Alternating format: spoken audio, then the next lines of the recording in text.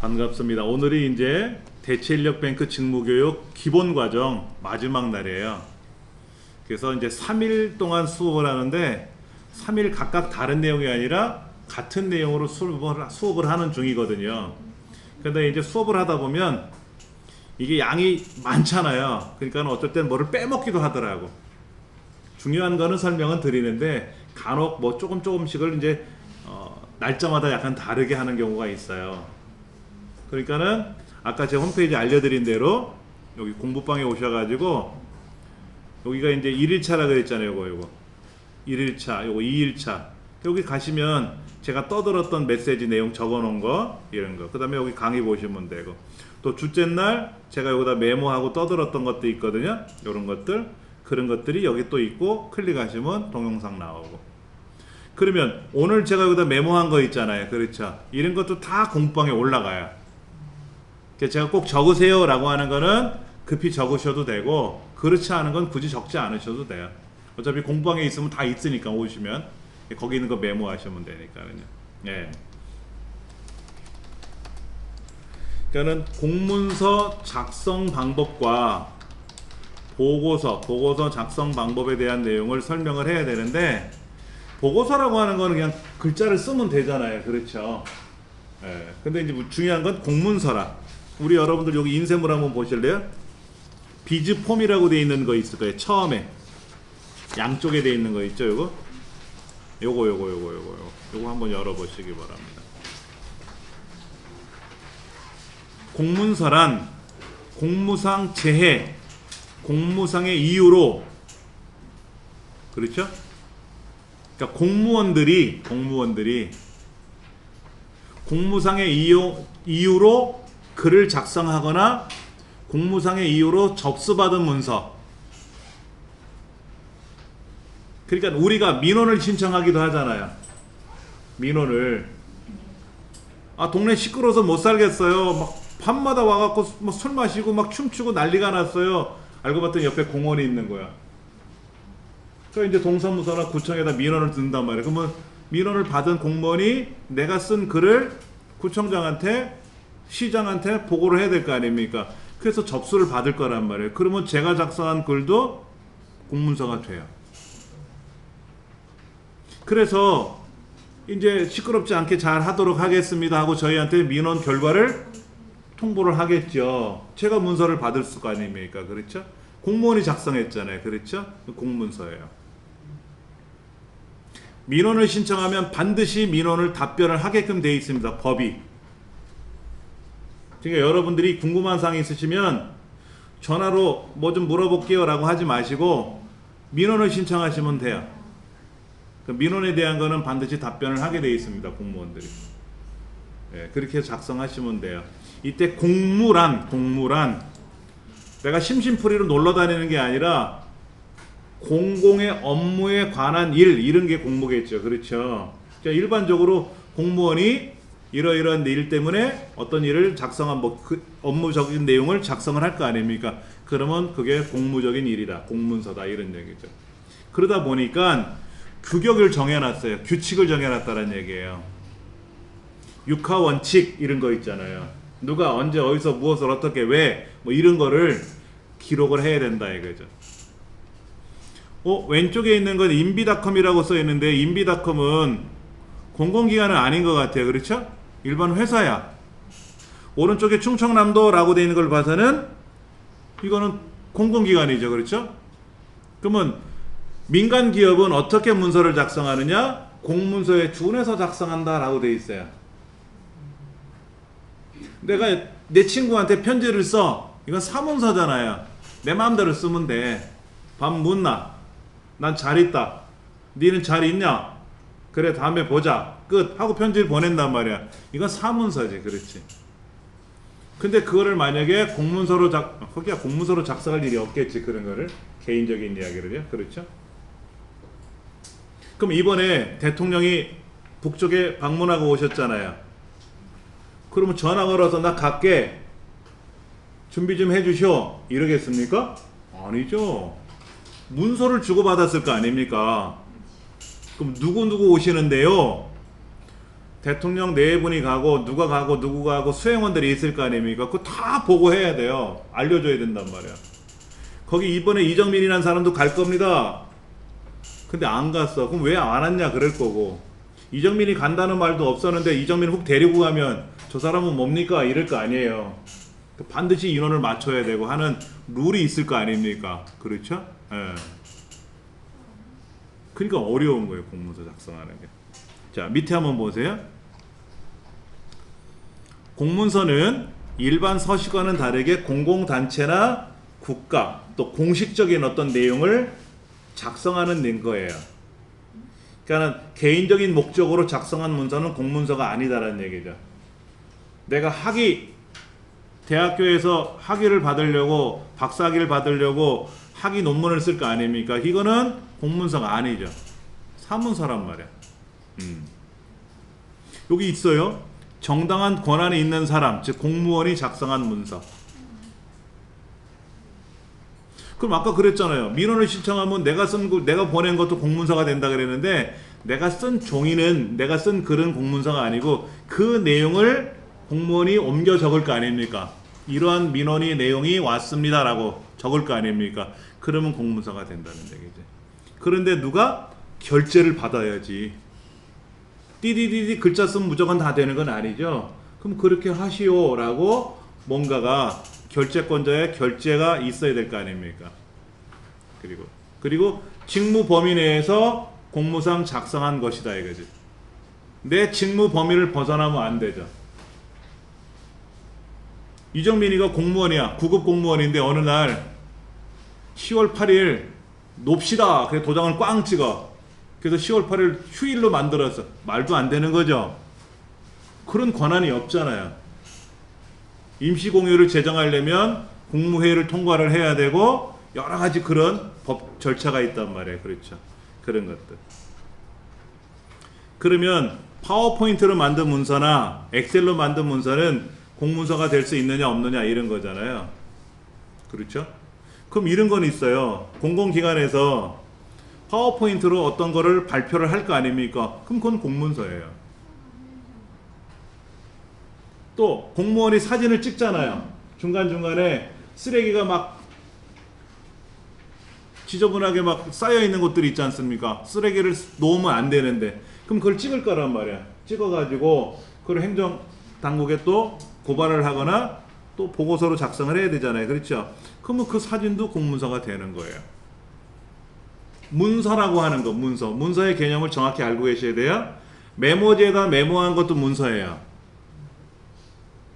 팩스로 받은 것도 문서예요. 종이컵 뒷면에다가 막 뭐라고 썼어. 메모를 했단 말이야. 이것도 문서예요. 문서는 문서인데 공문서가 되느냐 안 되느냐는 나중 문제고, 내 머릿속에 뭔가 아이디어가 막 떠올랐어. 그래서 막 골똘히 생각했어. 이건 문서가 아니에요. 그죠? 생각이니까 어디다 기록을 해야 되고 녹음을 하고 영상을 촬영하고 이거는 문서가 될 수 있다. 이 문서가 공공기관에서 사용을 하게 되면 공문서로 적용이 될 수 있다. 근데 그거는 있어요. 팩스는 여러분 팩스 아시잖아요. 팩스로 받으면 이 팩스 용지가 좀 특수한 용지로 제작을 해서 열을 받으면 색깔이 변합니다. 그러니까 밖에 햇빛에서 오래 두면은 색깔이 변해요. 꺼멓게 변하거든요. 그래서 팩스 용지로 받은 문서는 일반 복사 용지로 복사를 해서 사용을 하세요 라는 그런 규정은 있어요. 색깔이 변하면 못 알아볼 거 아닙니까? 그렇죠. 자, 그 다음 페이지 한번 보실래요? 공문서를 작성하는 법이 있는데, 방법이 목적을 파악하라. 목적을 파악하라. 예를 들어서 이번에 추석을 맞이해서 독거노인들한테 이러이러한 행사를 좀 했으면 좋겠습니다. 오고 갈 데 없으신 어르신들을 모셔다가 노인회관에서 잔치를 좀 열어드리면 어떨까요? 한가위 맞이해서. 좋잖아요. 그렇죠? 그러려면 말만 하면 안 되지. 예산도 있어야 되고 그날 누가 참석해야 되는지도 있어야 되겠고, 그걸 누군가가 생각을 해서 기록을 하겠죠. 그걸 문서를 기한한다 그래요. 이렇게 합시다. 이렇게 합시다. 그 목적이 돼 있잖아요. 그렇죠. 갑자기 저 전방에 나가 있는 군인들을 초대해가지고 이건 안 되지. 그 사람들 일하고 있는데 지금. 그렇죠. 예, 지역의 소년소녀 가장들을 독거노 어르신들하고 같이 하다못해 무슨 떡이라든지 이런 거를 좀 나눠드리면 어떻겠냐 이거죠. 이제 그런 목적을 파악을 해서 해야 되고, 그러려면 정보 수집을 해야 돼요. 법의 합법적인지. 예를 들면 그런 거 있어요. 선거철에는 그런 행사를 못하게 되어 있습니다. 음식을 대접한다 이거 못하게 되어 있어요. 선거철에는. 그래서 법령에 맞는 말인지 이런 것들도 해야 되겠죠. 그래서 누군가가 작성을 하겠죠? 총에다 막 작성을 하겠죠. 이런 거를 했으면 하는데 어떻습니까? 그러면 야 작년 했어. 근데 힘들었어. 안 돼. 하지마. 작년에 했는데 너무너무 좋았어. 그분들이 이번에도 했으면 하는 기대감이 있는데 그럼 한번 더 해보자. 이런 얘기가 나올 거 아닙니까? 초안을 작성하고 이제 본안을 작성하겠죠. 이제 이게 기한문을 작성한다 그래요. 기한한다 그래요. 그럼 이제 이렇게 작성을 해서 대표자한테, 구청장이나 시장한테 보고서가 올라갈 거 아닙니까? 그러면 이제 시장님이나 구청장님이 오케이 그렇게 했으면 좋겠네요 하고 결재를 하실 거 아니에요. 사인을 하실 거란 말이야. 도장을 찍든지. 그러면 그거를 우리는 뭐라고 본다? 시행문이라 그래요. 시행문. 기한문, 시행문이라 그래요. 예. 그럼 이제 그렇게 하려니까 이제 어르신들한테 다 연락을 해야죠. 누구는 빼먹고 연락 못하면 또 서운해 하시잖아. 그런 것도 해야 되고, 초청장도 만들어야 되는지, 사람이 가서 해야 되는지, 어르신한테 문자 보낸다고 카톡? 어르신들 핸드폰 없는 경우도 있을 거 아니에요. 그럼 카톡 보낼 수가 없지. 카톡 안 되는 어르신, 그 투지폰 있잖아요. 안 된단 말이야. 그러니까 어떻게 일일이 다 다니면서 가구 방문 다 하면서 말씀을 드려야 되고. 그럼 제 얘기 들으셨죠? 이날 오셔야 돼요. 여기 사인 한번 해주세요. 또 엉뚱한 소리 하실 거라 그런 것도 있을 거란 말이야. 그렇죠. 그런 것도 다 서명을 받아야 되고 이런 것들. 자, 여기 한번 보세요. 공문서는요, 두문, 본문, 결문이라고 돼 있어요. 두문, 본문, 결문이라고 돼 있는데 어떻게 돼 있냐면 요 문서 아까 여기 어디다라? 우리 그 광진소방서 한번 찾아보실래요? 좀 내려가시면 광진소방서 이야기가 여기 있을 거예요. 5페이지에. 예. 공문서 작성 방법이 법령이 바뀌었어요. 작년 요맘때 바뀌었어요. 예. 그래서 광진소방서에서 공문서 작성 방법에 대한 거를 이제 소방 파출소라든지 여기 있잖아요. 119 안전센터 여기다가 이제 전달했던 내용인 것 같아요. 자, 광진소방서라는 글자가 하나 위에 있죠? 얘를 발신기관명이라 그래요. 발신기관명. 발신기관명. 그 2페이지 보시면 있어요. 어느 기관에서 보낸지 알아야 될 거 아니야. 우리 은평여성인력개발센터라고 해서 보내야 될 거 아닙니까? 그렇죠. 예. 그 다음에 또 뭐가 나오냐면은 여기 수신. 수신 보이세요? 누가 받을 거냐 이게 문서를. 근데 수신 받은 사람이 여러 명이야. 예를 들어 홍길동 씨 보세요 라고 해서 보내면 딱 좋은데, 제가 민원을 보냈단 말이야. 동네 시끄러워서 못 살겠다고 했더니 구청장 이름으로 민원 해결됐습니다 라고 통보를 해줄 거 아닙니까? 그러면 여기에 수신자가 누가 된다? 이정민 하고 보겠죠. 저한테 보내는 거니까. 그럼 수신자가 한 사람이면 거기다가 이름이 들어가는데 여러 사람한테 보낼 거야. 알고 봤더니 동네 시끄럽다고 10명이 보낸 거야, 민원을. 그러면 아무개한테 일일이 보내기 힘드니까 한꺼번에 보내거든요. 그럴 때는 저 밑으로 내려가면 한 장 더 넘겨보시면 거기에 수신자라고 있어요. 수신자. 여기 어디냐면은 여기 밑에 이렇게 수신자가 있어요. 수신자. 광진소방서장 밑에 보시면 수신자. 여기에 아무개, 홍길동, 일지매, 임꺽정 하고 이렇게 적으면 되는 거예요. 우리 은평여성인력개발센터에서 각각 동사무소로 뭐 공문을 보냈단 말이에요. 예를 들면 은평 1동 동사무소, 2동 사무소, 3동 사무소, 4동 사무소가 있다고 쳤을 때 여러 기관으로 보내야 될 거 아닙니까? 그러면 수신자에다가 뭐라고 쓴다? 각 기관 명칭을 쓰는 거예요. 그리고 위에다가 뭐라고 쓴다? 요 위에다가 수신자 참조 이렇게.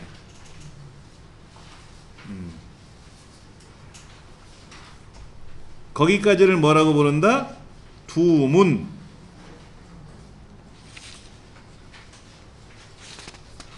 두문이라 그래. 두문. 여기 보니까 우편번호 및 주소, 전화번호, 팩스번호 뭐 이런 거 있죠? 여기 없죠? 그게 어디로 갔냐면 예전에는 그게 위에 있었어요. 근데 지금은 밑으로 내려갔습니다. 밑으로 내려갔어요. 그러니까 지금 그 인쇄물 나눠드린 거에 보면 좀 잘못된 부분이 뭐냐면 여기에 어디 갔어? 두문란에 우편번호 및 주소, 전화번호, 팩스번호, 분류기호, 문서번호, 시행일자, 보정기간 이런 거 써 있잖아요. 그게 우리 인쇄물 6페이지에 보면 밑에 있거든. 밑에 보면 여기 이렇게 광진소방서장 밑에 보면 담당자가 누구고 거기에 시행, 뭐 법령하고 우편번호, 주소, 전화번호, 팩스번호 이런 게 들어가 있잖아요. 그렇죠? 과거에는 얘가 위에 있었어요. 결제란처럼 위에 있었다고. 근데 이제 바뀌었어요. 그러니까 지금은 두문에다 안 적어요. 그러니까 뭐를 적는다? 제목, 수신란, 그 다음에 그거만. 그 다음에 이제 제목이 들어가잖아요. 밑에 제목. 예. 예를 들어서 2018년도 추석맞이 지역주민 초청 행사 해가지고 뭐 제목을 쓸 거 아닙니까? 그렇죠? 그 제목. 그 제목서부터 어디까지? 밑에 보시면 내용을 써야 될 거 아닙니까? 몇 월 며칠 날 행사를 합니다. 어디에서 행사를 합니다. 참여해 주시기 바랍니다. 뭐라고 제목을 쓸 거 아니, 내용을 쓸 거 아닙니까? 그 내용이 본문이다 하는 거죠. 본문. 그 다음에 이제 결문은 뭐냐면 발신명의라 그래요. 발신명의. 용어가 좀 어려워요. 이 기관의 대표자. 만약에 광진소방서 그러면 어떻게 돼요? 광진소방서라는 단체에서 보내는 거잖아요. 그러면 단체장이 있을 거 아닙니까? 그 광진소방서장 하고 가겠지.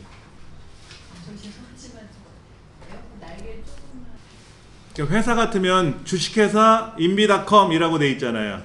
그럼 발신기관명은 주식회사 인비닷컴이라고 쓰고 보내는 사람의 대표자니까 발신명의는 주식회사 인비닷컴 대표이사, 뭐 사장 이렇게 쓰겠죠. 우리 같으면 여기 은평여성인력개발센터라는 발신기관명을 쓰고 발신명의는 은평여성인력개발센터장 하고 쓰면 되겠죠. 서울특별시 그러면 서울특별시장 이렇게 하면 되고.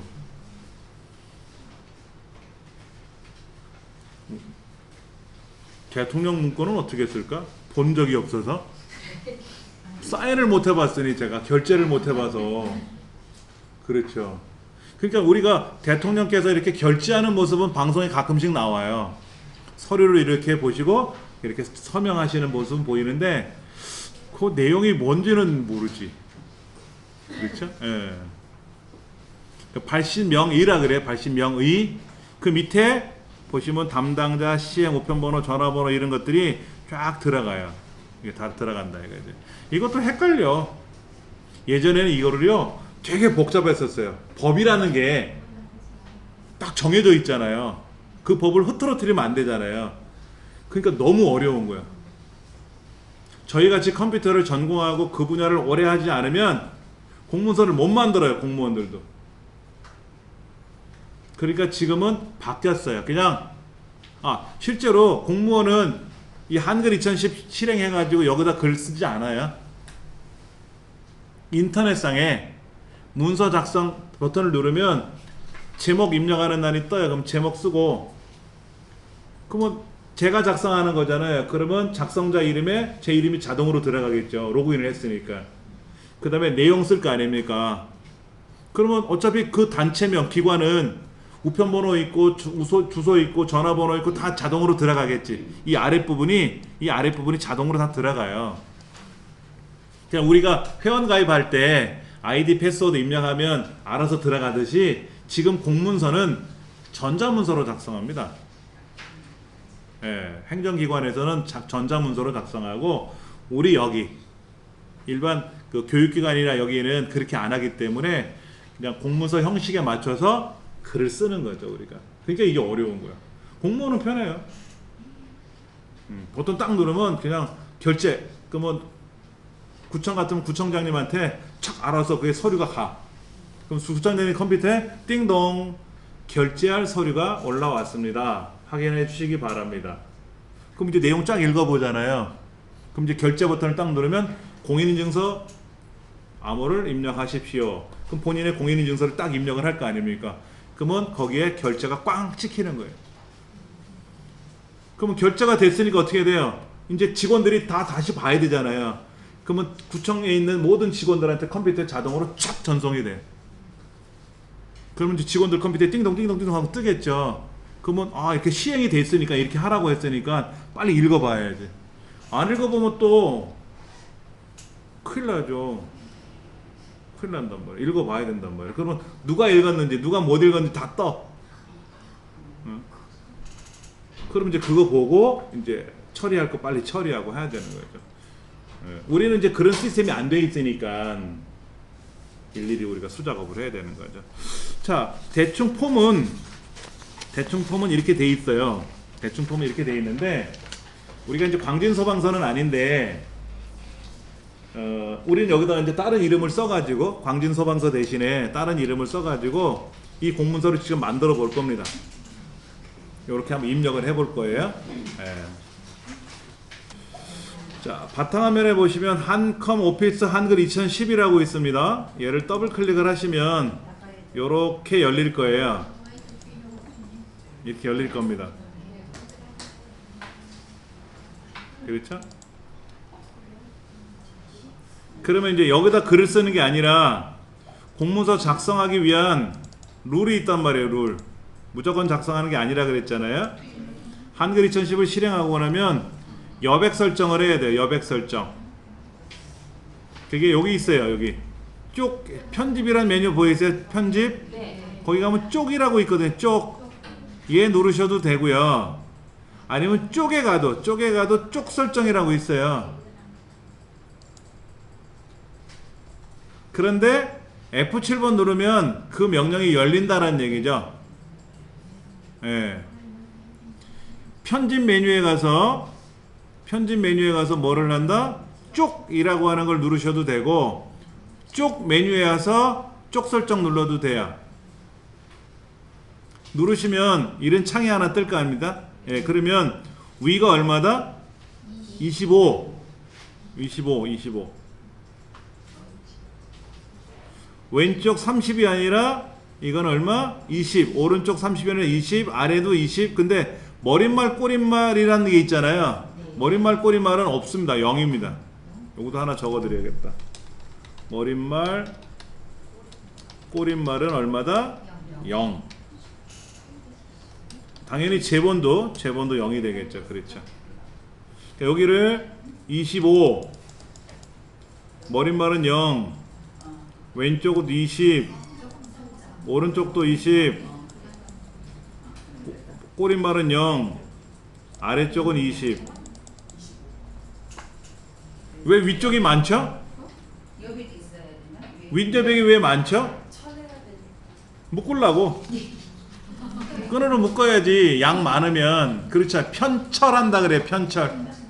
200장씩 묶어서 구멍 뚫어갖고 송곳으로 끈 묶으려고 그게 있는 거예요. 그리고 나서 얘를 설정하시면 됩니다.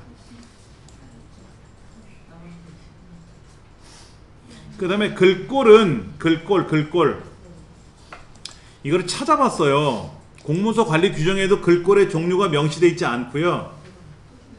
과거에 타자기로는 고딕체어를 썼어요. 고딕체. 과거에는 고딕체를 썼는데 그 다음에 그 한글화케 거기에 가서 문의를 해봤는데 공문서 관리 규정에 글꼴이 명시되어 있지 않으니까는 어떤 걸 해야 됩니까? 했더니 보기 좋은 거 하세요 이러더라고요. 그러니까는 뭐 개나리체 뭐 이런 거 있어요. 여기 보시면 잠깐 보세요.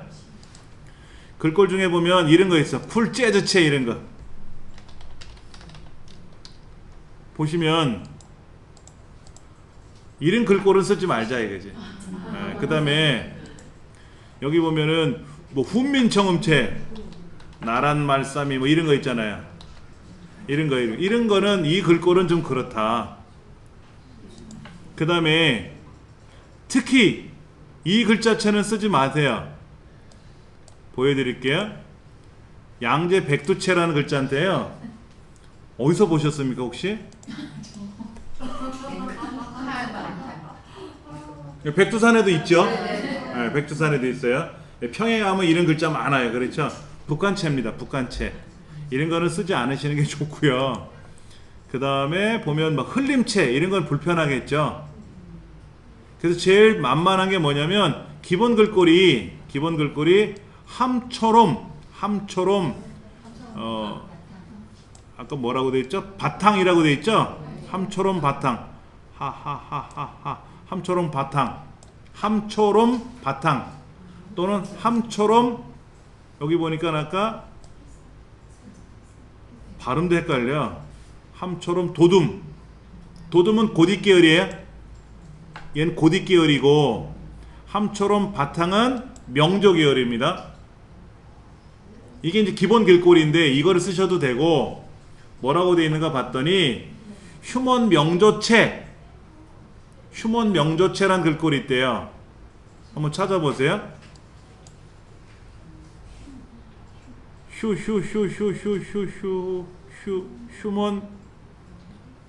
휴먼 어디 있어? 지나갔어요? 휴먼 명조. 네, 휴먼 명조. 이게 일반적인 교과서 글자잖아요. 교과서 글자. 이 글자를 선호한대요. 누가? 저기 국장님, 공무원 오래 하신 분들 있잖아요. 이분들은 이 글자가 눈에 탁 들어온대요. 근데 이제 요즘 젊은 세대들은 아까 뭐 개나리체 이런 거로 해도 다 알아보거든. 근데 공문을 위에 이제 책임자가 결제를 해야 되는데 혼자 결제하는 게 아니잖아요. 과정대로 결제를 해서 나갈 거 아닙니까? 그러면 과장님 결제하고 뭐 위에 국장님 결제하는데 국장님이 이제 내일 모레 정년 퇴직하실 분인데 연세도 있고 개나리체 이렇게 못 알아봐. 핸드폰도 보면 글꼴이 막 우리 애들 보면 못 알아봐요. 아빠 여기 보세요. 근데 글자는 있는데 글꼴을 못 알아보겠어. 그래서 그냥 일반 글꼴을 써도 되는데 분위기상 휴먼 명조라고 하는 거를 휴먼 명조라는 거를 이용하면 좋다라고 얘기를 하더라고요. 예. 그 다음에 그럼 휴먼 명조를 한번 찾아서 선택을 해볼 거고요.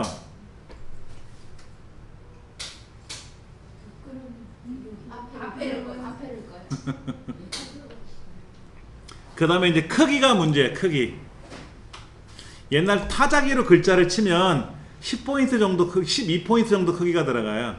여기 12포인트. 10포인트가 아니라 12포인트.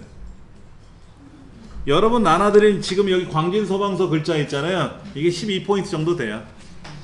제목 말고 본문. 그런데 대통령 연설문 같으면 어떻게 될까요? 글자가 이렇게 작으면 큰일 나. 어디 읽었더라? 글자 찾느라고 헤매실 수 있어. 젊은 친구가 대통령이 아니잖아요. 연세가 있으시잖아. 우리나라 대통령들이. 그렇죠. 그리고 위에 계신 분들은 연세가 있으신 분들이 있단 말이야. 경력에 따라서. 그러다 보니까 12포인트가 아니라 16포인트로 글을 써야 되는 경우도 있대요. 공문서를 작성할 때. 왜냐면 당사자가 읽어야 되는데 깨알처럼 작아서 작게 인쇄해서 보내주면 돋보기를 써도 이게 뭔 글자예요? 그럴 거 아니야. 그럼 국장님 이게요, 이런 글자고 저런 글자 크게 좀 해줘. 그래 내가 읽어볼 거 아니에요? 그럴 거 아니에요. 그렇죠. 그래서 16포인트까지도 쓴대요. 근데 보편적으로 12포인트로 하면 될 거다 이거지. 예. 자, 그러면 여기다 한번 써보죠. 뭐 이제 다 됐어요. 12포인트로 변경했으니까 이건 이제 다 이제 제가 공부방에 올려놓을 내용이니까 이건 뭐 그대로 읽으시면 되겠고. 자, 그럼 이제 여기서 한번 써볼게요. 내용은 그 광진소방서란 내용을 가지고 써볼 겁니다. 여기다가 은평 여성 인력 개발 센터 수신 두 칸 띄우고 수신처 수신자 참조 경유 제목 항목과 항목 사이는 두 칸을 띄웁니다. 여기 지금 있는 내용 그대로 입력할 거예요. 여기 보세요. 여기 보시면 여기 지금 광진소방서란 글자 대신에 우리 은평 이름을 쓴 것 뿐이고요. 이대로 작성할 겁니다. 근데 여기는 사이가 많이 벌어졌죠? 두 칸은 아니야. 두 글자, 한 세 글자, 네 글자 떨어뜨린 것처럼 보이죠? 그런데 규정에 뭐라고 되어 있냐면 두 칸을 띄운다 그랬어요. 스페이스바를 하나,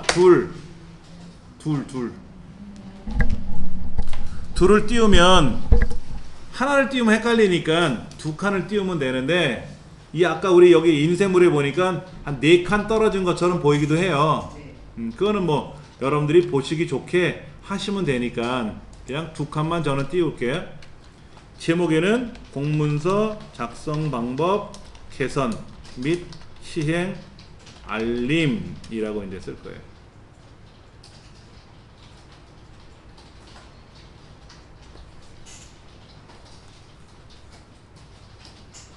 여기까지가 두문, 머릿말이라 그랬죠? 두문.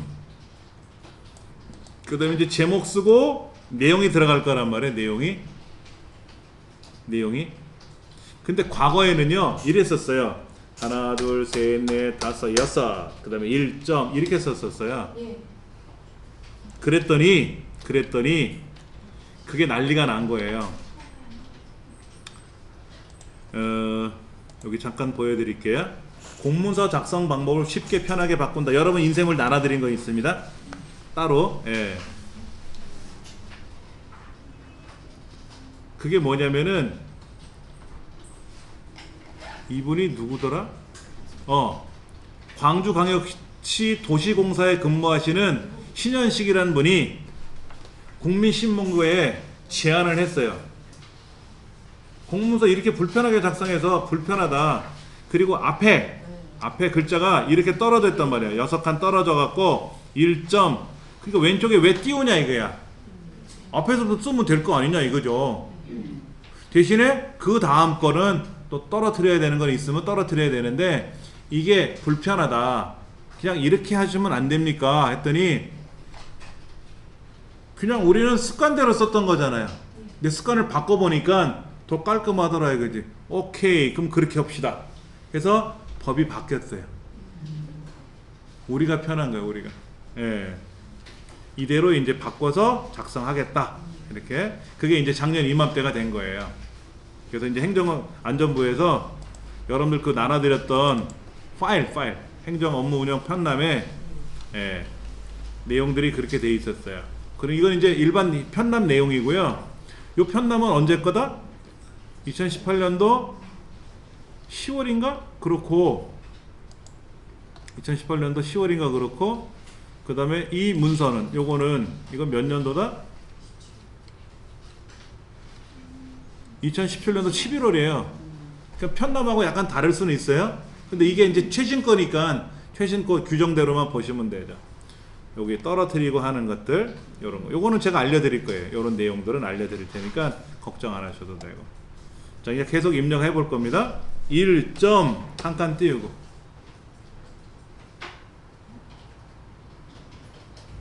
행정안전부 정보공개정책. 이 타자가 넣으신 분도 있을 거예요. 그렇죠? 그러면 어떻게 하느냐면 그냥 몇 글자 쓰세요. 글자는 안 쓸 수 없으니까.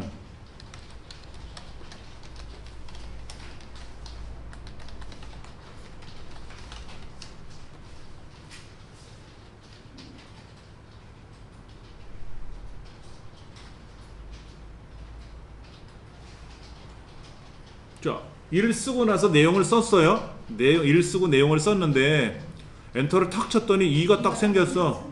자동으로 2가 나와요. 신경 쓰지 말고 또 쓰세요.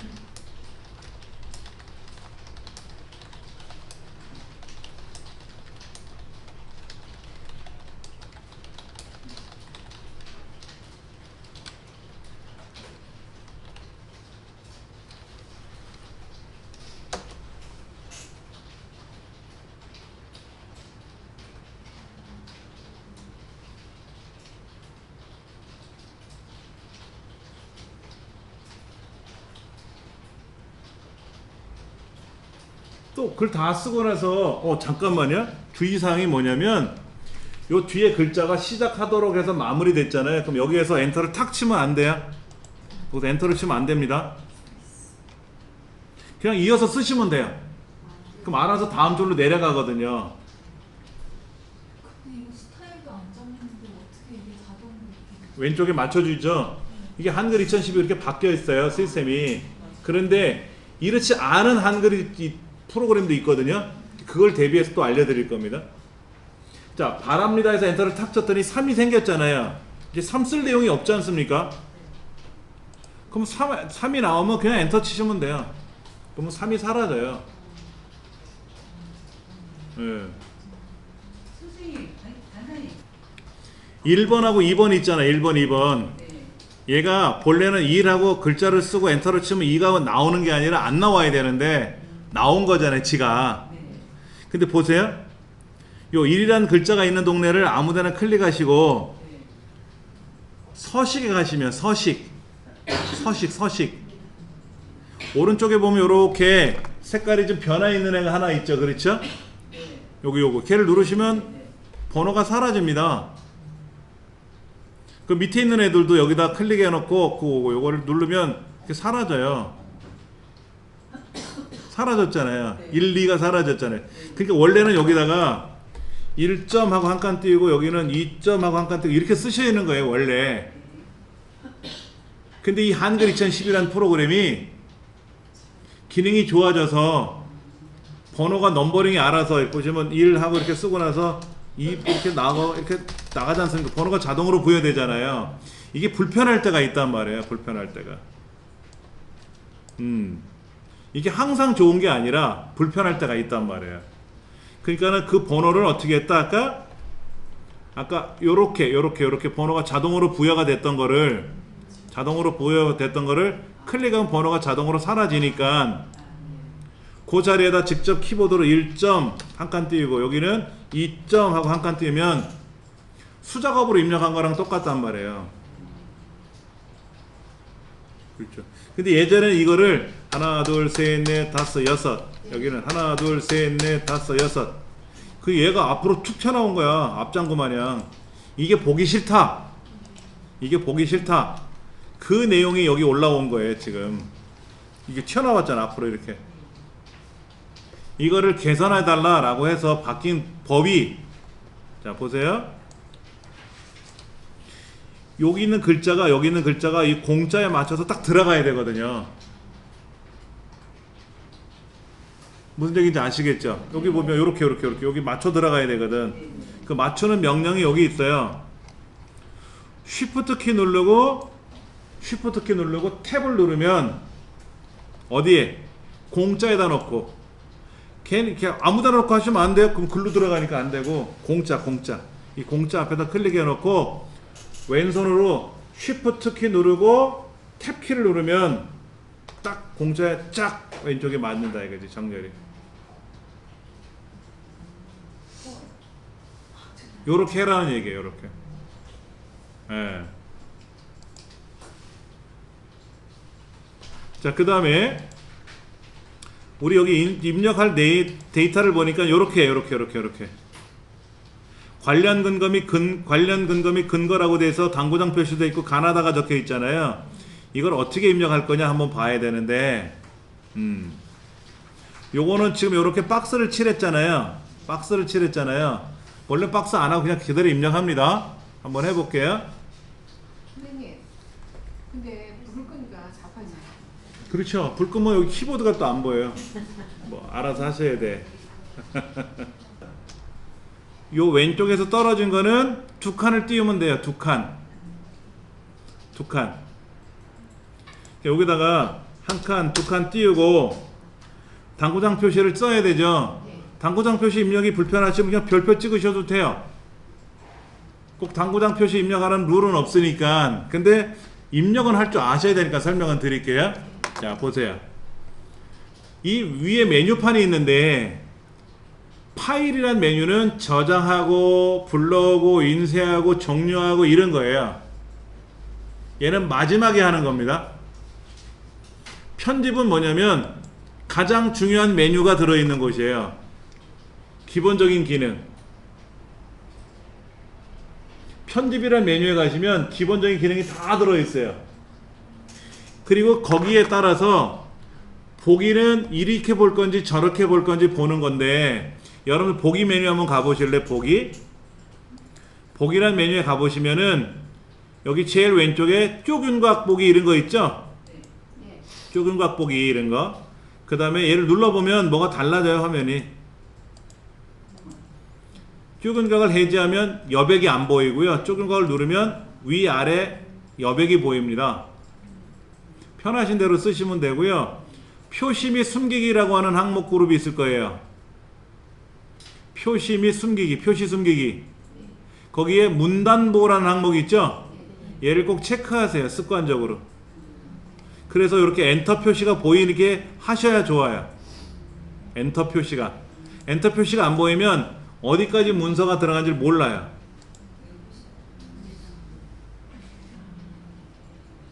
그 다음에 뭐를 꾸겨 넣어야 되니까 입력해요. 당구장 표시 입력해야 될 거 아닙니까? 편집에 가도 있어요. 편집에 가도 여기 보면 문자표라고 있어요. 문자표. 입력에 가도 있고요. 자, 볼게요. 입력에 가셔서 저 오른쪽에 있는 문자표 당구장 그림이 있고 문자표 화살표가 있죠. 그 문자표란 글자에 있는 화살표를 누르세요. 여기 문자표라는 글자가 있고 화살표가 있잖아요. 얘를 누르시면, 여기를 누르시면 그 전에 내가 사용했던 문자표가 쭉 보여요. 근데 여기는 한 번도 사용을 안 했나 봐요. 그 문자표를 눌러야 돼요. 점점점. 컴퓨터 상에서 점점점이라는 메뉴가 나온 건 뭐냐면요, 얘를 누르면 뭐가 더 나옵니다 라는 뜻이에요. 얘를 누르면 짠 하고 뭐가 나타난다는 뜻이에요. 이때 사용자 문자표, 유니코드 문자표, 한글 문자표, 이런 문자표가 되게 많아요. 종류가. 어디에 당구장 표시가 있는지 대략 아실 수 있으니까 선택하고 넣기 하시면 돼요. 뭐 사용자 문자표에도 있고요.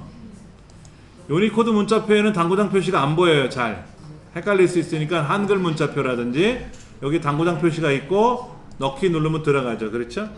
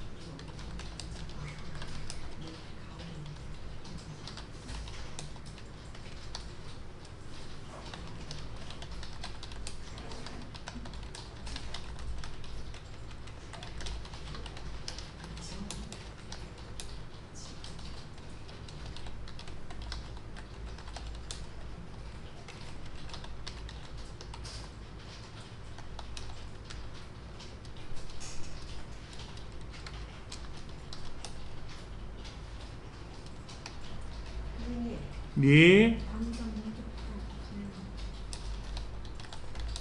저 가나다를 저 당장 36개 두 개다가 맞추는 거는 자, 그 밑에 거 한번 보세요. 1수준, 2수준이라 그래. 이거를 1수준이라고 하고요. 그 다음에 이제 여기에는 어떻게 되냐면 하나 둘 가점 해가지고 문서에 항목 표시 위치 및 띄우기라고 써 있잖아요. 이렇게 나점 개선 전후 비교 이렇게 돼 있는데 여기 보면 가 다음에 하나 둘 여기는 1 가로 이렇게 돼 있어요. 본문의 여기는 2 가로 둘째 항목서부터는 여기는 3 항목의 내용이 이렇게 돼 있고 여기는 4 항목 기호와 여기는 5 하나의 항목만 있는 경우에는 이렇게 돼 있잖아요. 그 다음에 이제 밑에는 나 해가지고 표가 들어가 이렇게 돼 있잖아요. 여기를 1수준 여기는 두 칸을 떨어뜨렸잖아요. 2수준 여기는 3수준이라고 불러요. 용어가. 그래서 여기 보시면은 요렇게 1, 2, 3, 4 쓰다가 1 속에 또 다른 내용이 내용이 속한 게 있을 거 아닙니까? 그러면 두 칸을 띄우고 가점하고 글자를 쓰고 또 가나다라를 쓰다가 그 가나다라 안에 또 다른 부연 설명이 있을 거 아닙니까? 그러면 네 칸을 띄우고 1 가로 이렇게 쓰는 거죠. 1 가로 점은 아닌데 1 가로 점이 아니라 1 가로만 쓰는데 그렇죠? 여기도 1 가로만 써 있죠? 네. 예. 뭐 틀렸다. 1 가로 점은 아니고. 그러면 이제 1 다음에 또 부연 설명이 들어가면 어떻게 된다? 가 가로. 가나다라 마바사 하 끝나고 나면 어떻게 돼? 고노도로 뭐 이렇게 써야지 뭐. 많으면 항목이 많으면. 근데 공문서는 막 수십 페이지 만들지 않아요. 공문서는 한두 장으로 끝내는 거야. 그리고 별참, 별표를 별도로 문서를 만들어서 보낼 테니까 이대로 하시오라고 하면 되거든. 공문서는 표지예요, 표지. 이렇게 할 겁니다 라는 표지고 그 세세한 거는 첨부 파일을 참조하세요. 그런 거죠.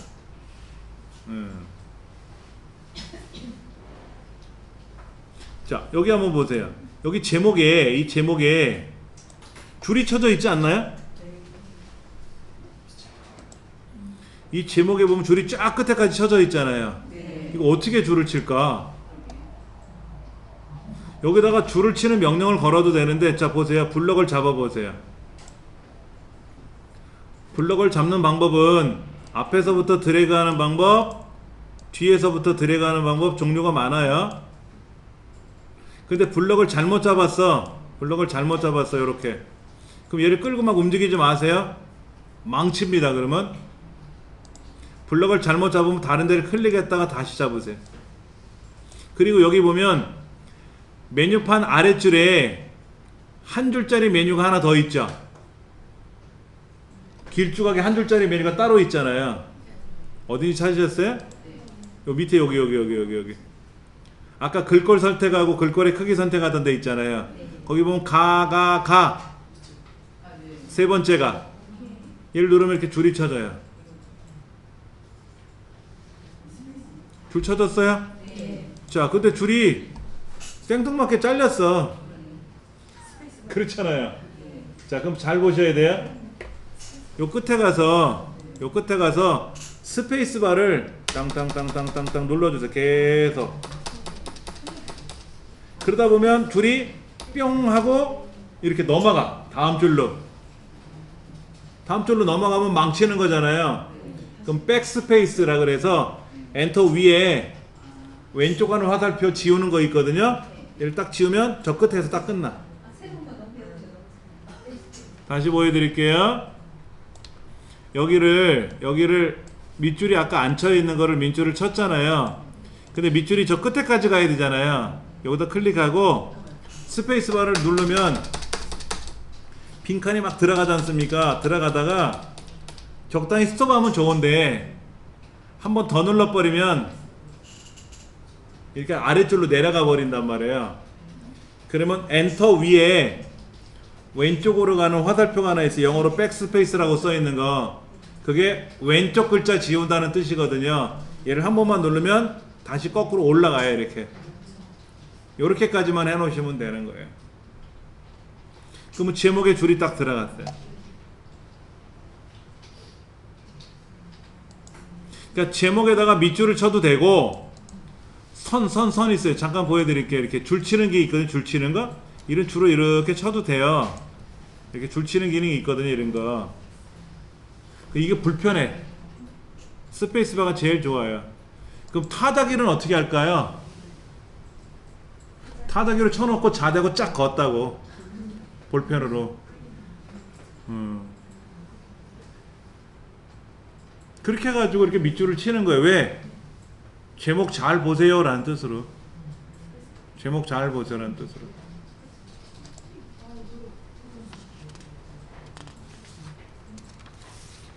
그 다음에 한 장 더 넘어갑니다.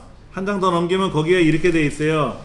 다 시행일 2017점 이렇게 라 본부 사업소 자치구에서는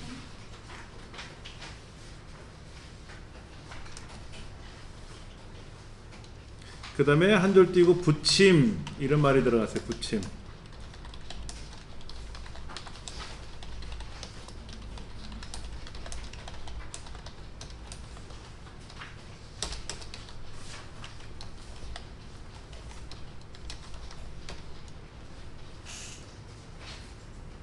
다음 페이지를 보시면 이렇게 돼 있잖아요. 그렇죠? 여기 이렇게 시행일 그 다음에 본부 해서 여기서 이제 부침하고 끝났잖아요. 이제 문서가 끝났단 말이야. 더 이상 할 말이 없다는 얘기예요. 그래서 뭐를 쓴다? 중요한 거 두 칸을 띄우고 그러니까 컴퓨터에서는 한 칸만 떼도 구분이 되지만 공문서에서는 어떤 걸 구분할 때는 두 칸을 띄워요. 두 칸을 하나 둘 하고 끝 점 그러면 끝난 거야. 끝 점 했는데 밑에다가 구구절절히 쓰면 땡 안돼. 무조건 공문서에서는 다 써놓고 나면 마지막에 두 칸을 띄우고 끝 점 하고 쓴다. 근데 그게 표가 생길 수도 있어요. 여기다 표. 글이 아니라 표가 들어가는 경우도 있거든요. 그러면 또 헷갈릴 수 있어요. 그러면 표 밑에다가 자 보세요. 잠깐 보세요. 표를 여기다 이제 썼단 말이야. 표를 이렇게 썼어. 표를 그렸단 말이야. 여기에 태조 종종 한번 보세요. 자 이렇게 썼단 말이야. 글 내용을 다 썼어. 이렇게 꽉 채워 썼단 말이에요. 그러면 어떻게 한다? 요 앞에다가 두 칸 띄우고 끝점 이렇게 쓰는 거예요. 만약에 끝이라는 게 여기서 끝나는 게 아니라 밑에 표가 하나 있어. 그럼 표 밑에다가 두 칸 띄우고 끝점 하고 쓰는 거예요.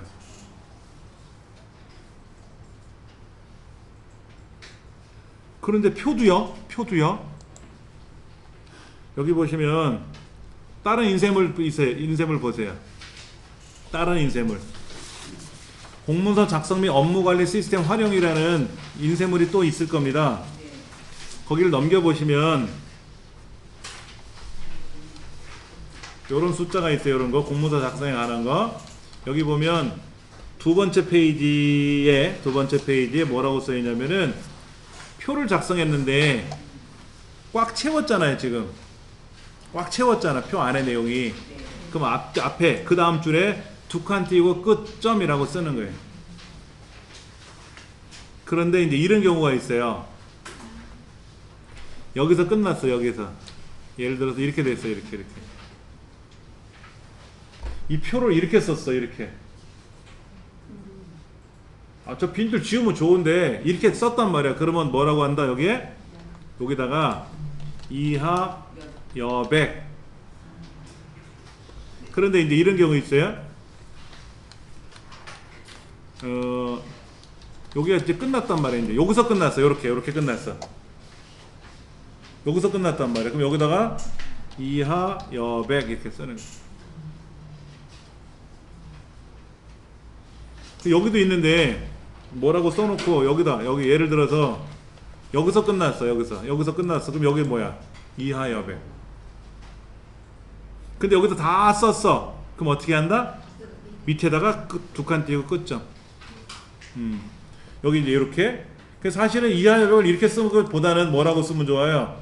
이 표를 한 줄을 지워버리고 이렇게 끝점 쓰면 낫지.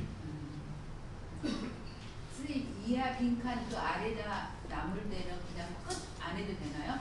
이하 여백, 이하 빈칸이라고 이제 이하 여백, 이하 빈칸이라고 쓰잖아요. 그렇죠? 네. 그러면 이 밑에는 끝점을 안 써요. 여기서 끝난 거니까.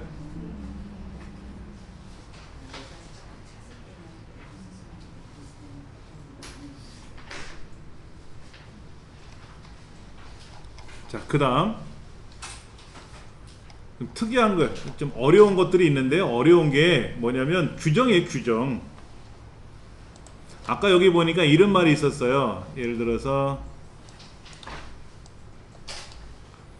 여기에 가, 점 한 칸 띄우고 1 가로 다음에 한 칸 띄우고 붙임 다음에 한 칸 띄우고 콜론 쓰고 한 칸 띄우고 이렇게 돼 있잖아요. 그 다음에 시행일 다음에 한 칸 띄우고 양쪽에 한 칸씩 띄우고 몇 년, 몇 월, 며칠 쓸 때 한 칸씩 떨어뜨렸단 말이에요. 이렇게 요 사이를. 이런 규정을 좀 볼게요. 그러니까는 아까 처음에 문서를 쓸 때 수신 다음에 항목이 변했으니까 두 칸을 띄우세요 그랬어요. 여기 두 칸 띄우고 이렇게. 그리고 수신 암흑의 귀하. 그래서 구청에서 저한테 공문을 보낼 수도 있잖아요. 그러면 수신 한 칸, 두 칸 띄우고 이정민 한 칸 띄우고 귀하 이렇게 오겠죠. 그 다음에 괄호 열고 우편번호 적고, 이 우편번호도 이거 옛날 방식이지. 지금은 5자리니까. 그래서 뭐 어쩌고 저쩌고 주소 적고 괄호 닫고. 제목도 날씨도 더운데 우리 뭐 합시다 이렇게 제목 쓰면 안 되지. 2018년도 뭐 한가위 뭐 어르신 초청 행사 안내권 이런 식으로 짤막하게 어떤 내용이 있는지 임팩트하게 알아보게끔 제목을 써야 되겠죠. 육하 원칙에 의해서 써라. 언제 어디서 누가 무엇을 뭐 이런 거 있잖아요. 누가 하는지도 잘 모르겠고 날짜도 잘 모르겠고 이렇게 쓰면 안 되지. 몇 년 몇 월 며칠인지 딱 정확히 표시를 해줘야지. 날씨 좋을 때 만납시다 이러면 안 된단 말이에요. 정확한 시간, 요일 뭐 이런 게 나와야 되고. 작은 따옴표 아시죠? 낫표라는 거 낫표. 낫표.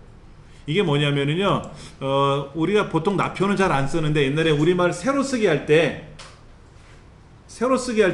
따옴표를 안 쓰고 낫표로 쓰거든요. 쌍따옴표는 겸납표라고 쓰고요. 겸납표 그림 보여드릴게요. 어디 있냐면은요, 여기 있습니다. 겸납표가 어떻게 생겼냐면은 띠띠리띠띠 여기 요거예요. 이게 낫표고요. 여는 호따옴표, 닫는 호따옴표. 이게 겸낫표라 그래요. 겸낫표. 쌍따옴표. 여는 쌍따옴표, 닫는 쌍따옴표. 세로 쓰기 할 때, 가로 쓰기 할 때는 우리 키보드에 있는 그거를 쓰고요. 근데 공문서는 세로 쓰기를 안 하고 가로 쓰기 하니까 그냥 쌍따옴표, 호따옴표를 쓰시면 돼요. 굳이 이거 안 쓰셔도 되고. 그 다음에 이제 이렇게 날짜를 쓸 때는 년, 월, 일이라는 글자를 빼요. 그리고 점으로 대신합니다. 그러니까는 2017년 11월 1일 이렇게 쓰는 게 아니라 2017점 한 칸 띄우고 11점 한 칸 띄우고 1점 이렇게. 그 다음에 이제 시간을 표시할 때 있잖아요. 시간을 표시할 때는 우리나라에서는 24시각제를 씁니다. 오전, 오후 이런 말을 안 써요. 24시각제를 써요. 그래서 오후 4시 이게 아니라 16시 이렇게 쓰는데, 시분 초 중에서 초는 생략할 수가 있고요. 시분은 써야 돼요. 예를 들면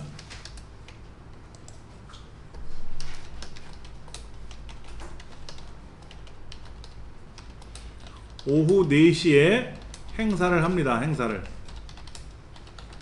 그럼 어떻게 표현하냐면 행사 시작 16시 콜론 00 이렇게 16 콜론 00 그 다음에 초가 있으면 이렇게 콜론 초, 시분 초를 콜론으로 대신하게 돼 있어요. 우리나라 법이. 그러니까 오후 4시에 행사를 시작합니다. 말은 그렇게 쓰는 말은 하지만 표기할 때는 이렇게 대신에 초는 생략할 수 있고요. 시분을 쓰는 거죠. 시분. 그 여기 있어요. 여기 써 있잖아요. 밑에. 그리고 여기 보세요. 연월일 중에서. 근데 여기 좀 이상한 게 뭐냐면 아까 이대로 입력하는 과정에서 여기가 조금 어색한 게 있더라고요. 요거. 어디서부터 어디까지잖아요. 근데 이거를 빼기 표시를 써요. 이렇게.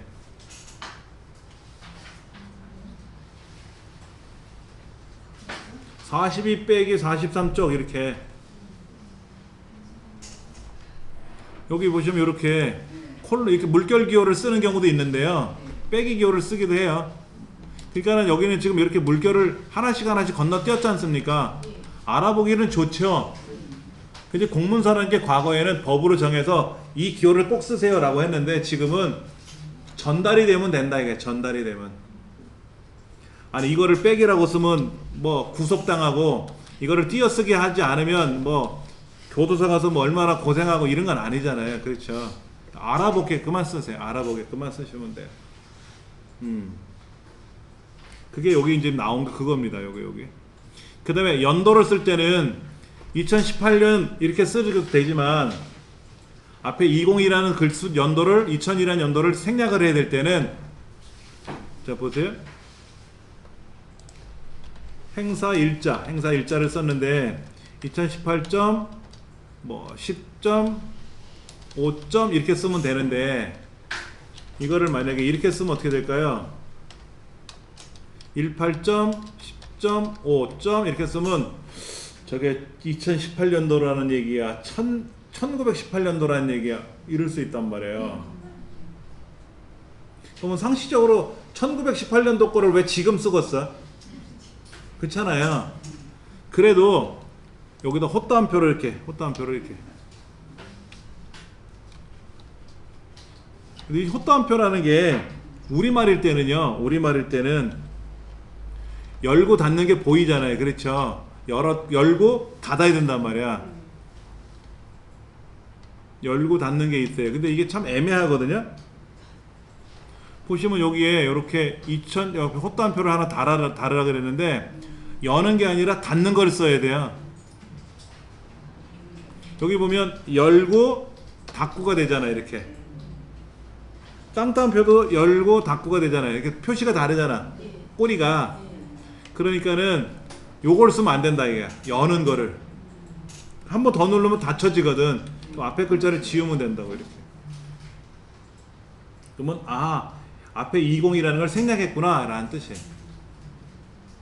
선생님 전에는 저희가 1월 1일이라면 2018년 0101 예. 공을 안 하는 거예요. 예, 공을 안 써요. 그러니까 이제 예를 들어서 연도가 여러 개가 있을 때가 있어요. 예를 들면 이번에 행사에 참여하는 사람의 인적사항을 입력을 해요. 인적사항을 입력하는데 홍길동 씨가 1950년 5월 5일이야. 일지매 씨는 1960년 12월 25일이야. 안 맞잖아 이때. 이때 안 맞잖아요. 그때는 앞에다가 영자를 써서 맞춰야 돼요. 그때는 맞추지만 날짜를 단독 표기할 때는 안 써요. 그냥 요렇게 마무리 져요. 이렇게 여러 개를 썼을 때는 자릿수가 틀어져 버리면 흉하잖아요. 그때는 맞추려고 0을 쓰는 거죠. 그럼 그것도 0을 안 쓰고 띄어쓰기 해도 되죠. 띄어쓰기도 알아보면 되는 거라 그랬잖아요. 근데 이렇게 쓰면 안 이쁘지. 일단 이거는 안 이쁘지. 안 맞아. 그래서 0을 쓰든지 0 썼으면 0을 쓰고 여긴 띄우고 0이 앞에는 0 쓰고 이러면 안 되고 0을 썼으면 0을 쓰고 다 띄우려면 다 띄우고 이렇게. 그러면 모양새가 이쁘게 맞는다는 얘기죠. 그렇죠. 그 다음에 또 하나가 뭐냐면은요, 콜론 쓰는 거예요. 콜론. 그러니까 행사 시작 인적사항 다음에 인적사항 여기다가 해서 예를 들어서 성명과 생년월일을 같이 표기 바랍니다. 이렇게 썼단 말이에요. 그러면 앞에 인적사항이라는 거를 이렇게 써달라는 얘기는 알겠는데 과거에는 왼쪽과 오른쪽을 하나씩 떴거든요. 지금은 앞에는 붙입니다. 사실 앞에는 붙여요. 지금은요. 이렇게 법이 바뀌었대요. 이게 어색해 저는. 여기도 보면 이렇게 여기 떨어져 있잖아요. 여기도 좀 떨어져 있지 않습니까? 이 문서도 사실 이렇게 붙이래요. 여기를 이렇게 붙이래. 왼쪽을 붙이라는 거예요. 왼쪽을. 요것도 이렇게 왼쪽을 붙이라는 얘기죠. 예.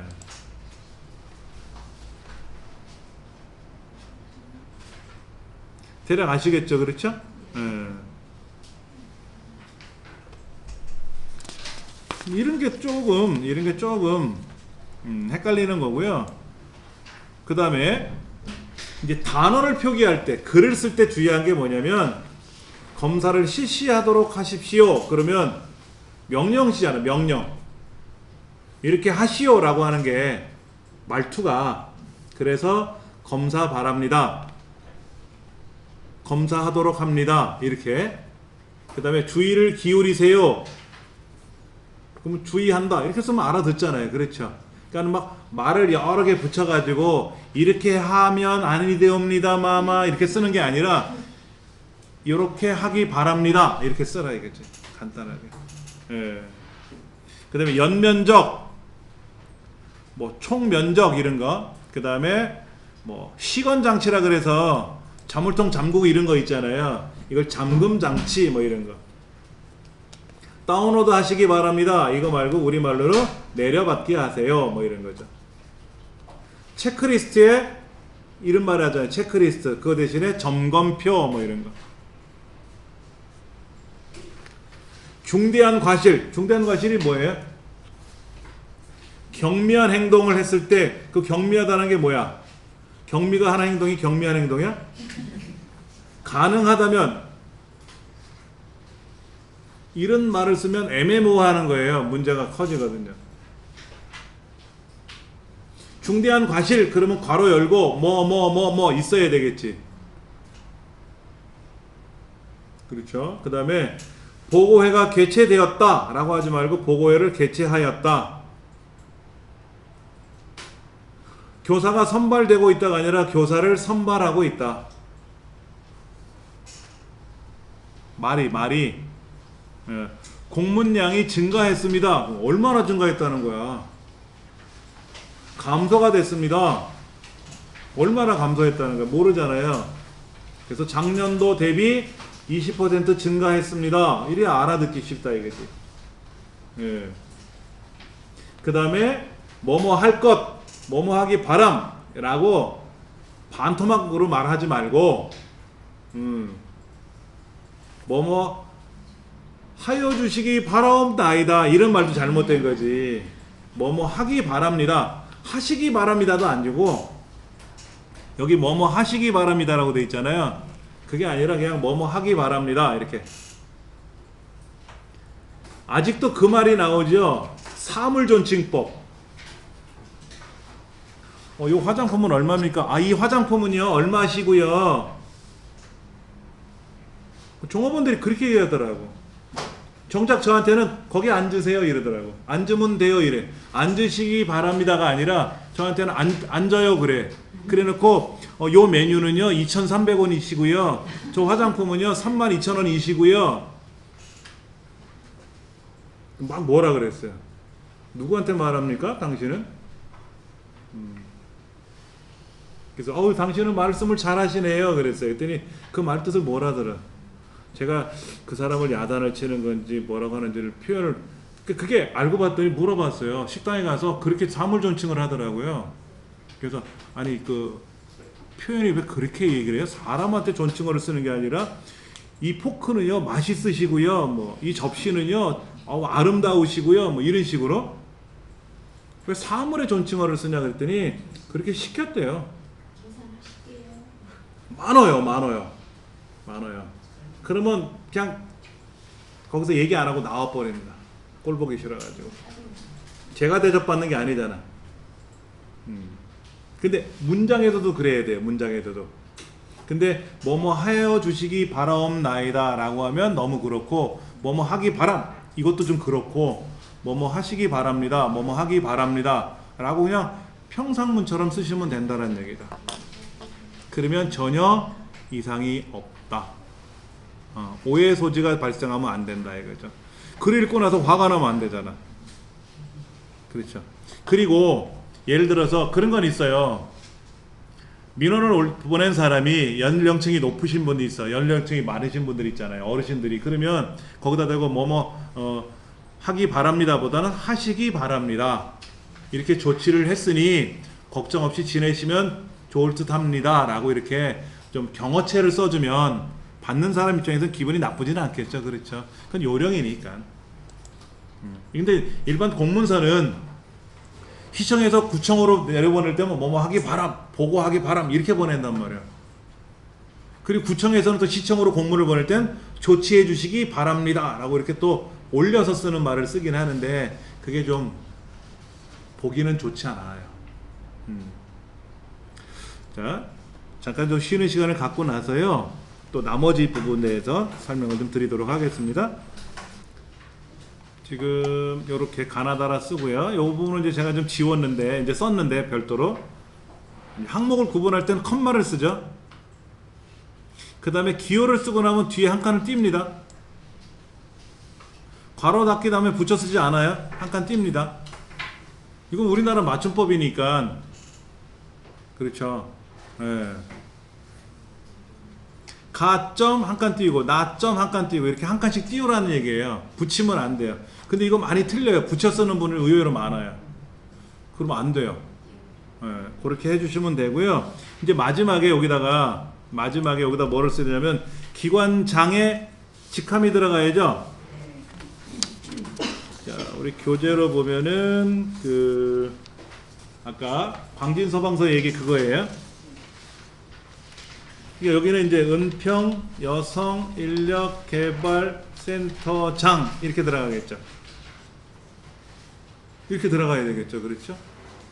그 다음에 이제 밑에다 이제 뭐를 써야죠. 그럼 한번 올라가 볼게. 쭉 올라가시면 이 글자잖아요. 이 글자. 얘는 가운데 와야죠. 그리고 글자 블럭을 잡으시고요. 여기 왼쪽 뭐 가운데 오른쪽에 있으니까 가운데 그럼 가운데 오고요. 얘는 글자가 커야 돼요. 근데 일단은 얼마나 커야 되냐면은요 6cm에서 8cm 사이에 오게끔 하라고 돼 있어요. 6cm에서 8cm 사이에 오게끔.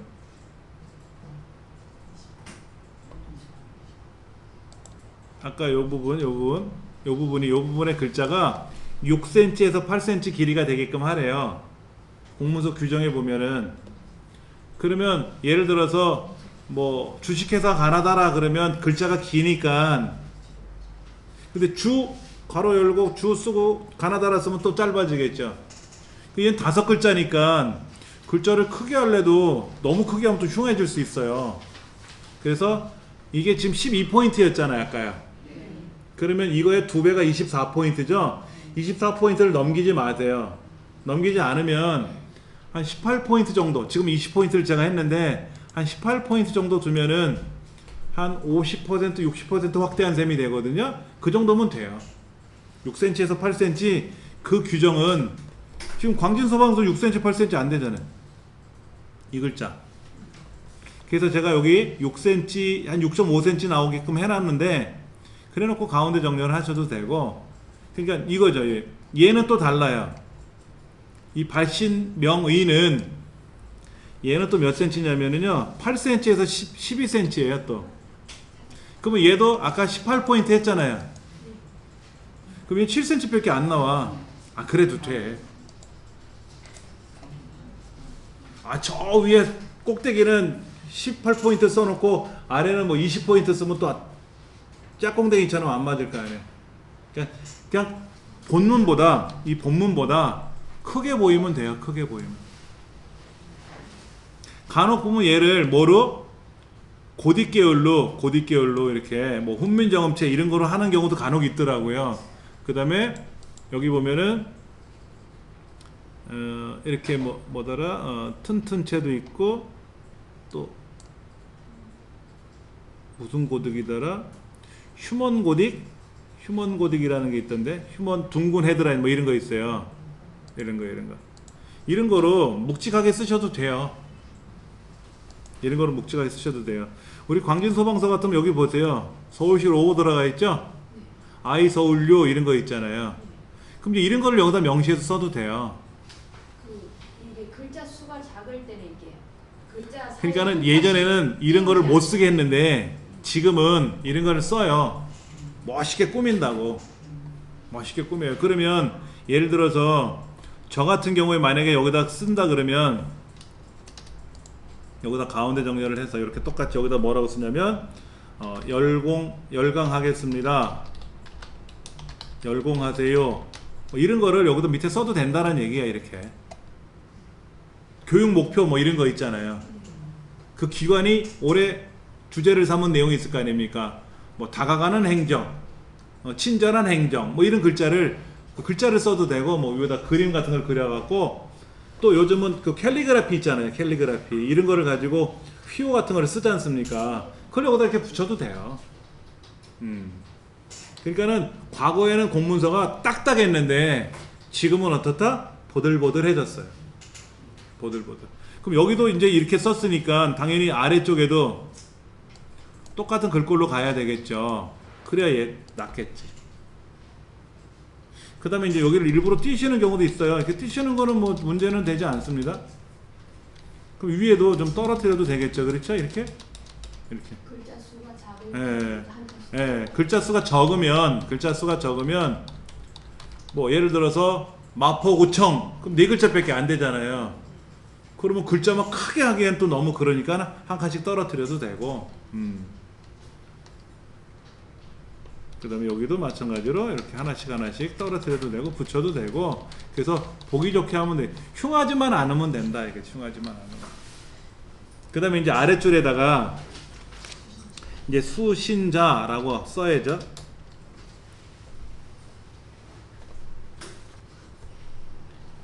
교육팀, 행정팀, 관리팀, 이렇게 세 군데다 이거를 이제 공문서를 보냈다라고 하면 이 세 기관이 이제 이 공문서의 내용을 수신할 거 아닙니까? 그래서 수신자의 여러 팀을 쓰는 거죠. 이렇게.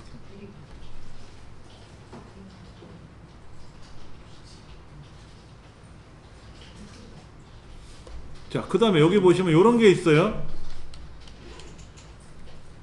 이거. 이건 어떻게 그릴 거냐 이거지. 이런 거. 이게 참 애매한 거예요. 이게 애매한데, 일단은 뭐 이것부터 먼저 밑에 걸 한번 써볼게요. 한 줄 띄우고, 담당자 한 칸 띄우고, 홍길동. 그 다음에 쭉 띄우세요. 적당히 띄우세요.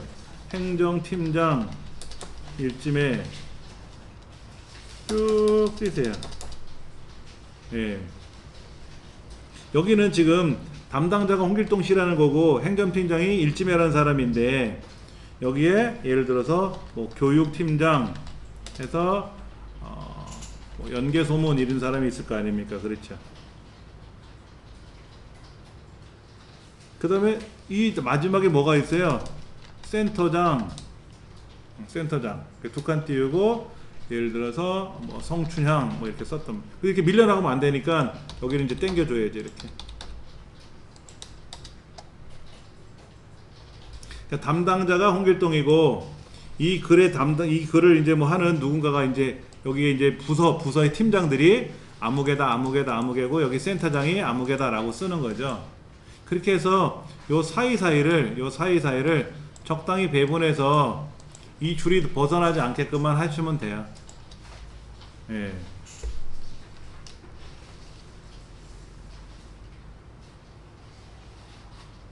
그런데 여러분들이 이제 만약에 대체 인력으로 가시게 되면 거기에 문서가 있을 거란 말이에요. 기존에 쓰던 문서가.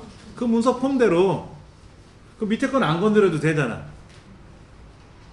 그럼 담당자가 이제 저니까, 만약에 제가 담당했으니까 이정민이라고 쓸 거 아닙니까? 나머지는 안 쓰지. 거기 있는 그대로 주고 쓰면 되는 거지. 종이 달랑 주고 당신이 문서 작성해서 보내주셔 이러진 않아요. 뭔 사고 나라고. 그러니까는 대체 인력으로 갔기 때문에 사실은 문서를 작성하거나 이런 것보다는 자료 입력이 있겠지. 자료 입력은 하겠지. 근데 문서 작성을 잘못했다가는 큰 문제가 생기기 때문에 기존에 하던 사람이 할 거예요. 거기다 대고 왜 나는 문서 안 써요? 뭐 이렇게 뭐라고 할 수는 없겠지만, 이제 그런 거를 이제 배우시면 돼요. 만약에 이제 문서 한번 작성하셔야 될 거예요. 그러면 기존에 쓰던 문서를 좀 보여주실래요? 라고 얘기를 하시면 되죠. 기존에 사용하던 문서를 가지고 맞춰 갖고 쓰시면 되죠. 근데 이제 옛날 문서가 이렇게 돼 있었다 그랬잖아요. 얘가 하나, 둘, 셋, 넷, 다섯, 여섯 이렇게 떨어져 있다 그랬잖아요. 근데 이제 분명히 그랬단 말이에요. 제가 공부할 때 문서 규정이 바뀌어서 앞에서 써야 된다 그러는데 어떻게 해야 됩니까? 라고 슬며시 물어보세요. 기존에 이렇게 만들어서 쓰던 문서를 내 임의적으로 앞에 이렇게 붙여가지고 이렇게 쓰면 기존에 운영하시던 저 직원이 싫어할 수는 있으니까는 슬쩍 여쭤보시면 돼요. 유들 있게 뭐 분위기 맞춰서 하시면 다 알아들을 수 있으니까. 그 다음에 이제 마지막에는 여기다 담당자 밑에 이런 말 있죠. 뭐 협조자도 있고 뭐가 있는데, 뭐 시행이라는 말도 보이고, 여기 우편번호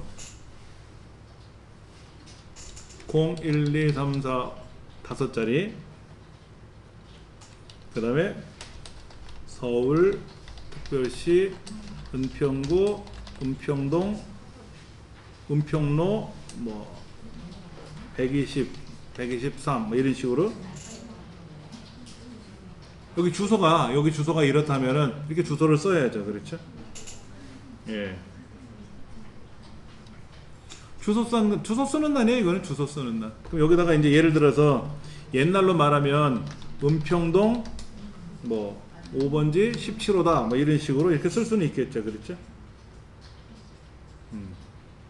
그리고 여기 건물이 있잖아요. 건물이 예를 들어서 뭐 은평 빌딩 5층 뭐 이렇게 있을 거 아닙니까? 그렇죠? 만약 우리 건물을 전체를 다 쓰지만 여기 사무실 1층이니까 뭐 1층 이렇게 쓰면 될 수 있겠죠. 이렇게 쓰시면 되는 거고요. 그 다음에 전화 02에 뭐 1, 2, 3, 4, 5, 6, 7, 8.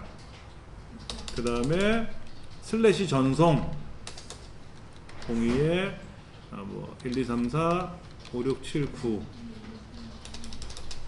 그 다음에 슬래시 긋고 여기 이제 뭐가 들어가죠? 전자우편 주소가 들어가네. 전자우편 주소가 예를 들어서 뭐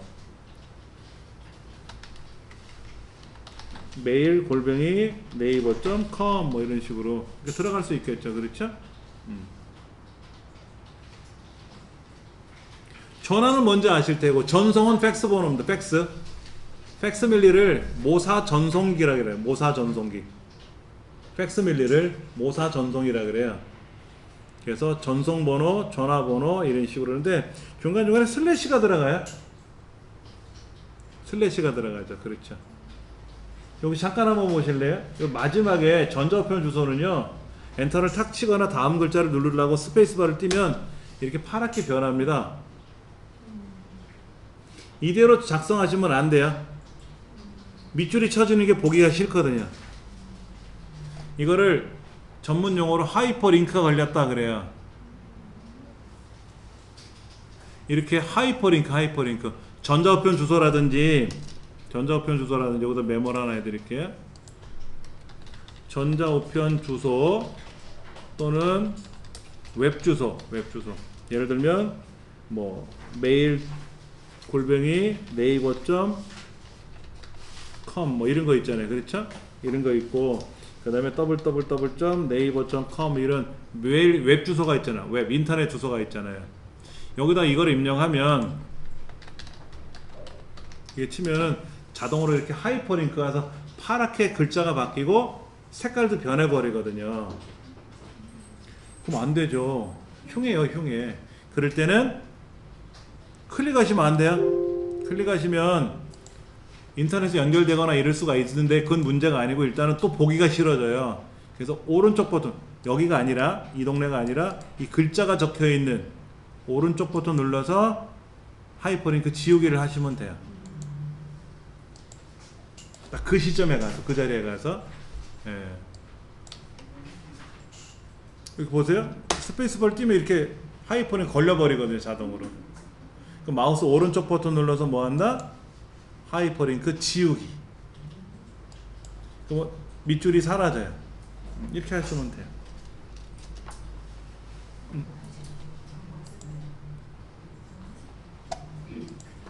저 위에 공모한 다음에 북한이고 또 우편번호 쓰고 또 북한을 쓰고 여기요?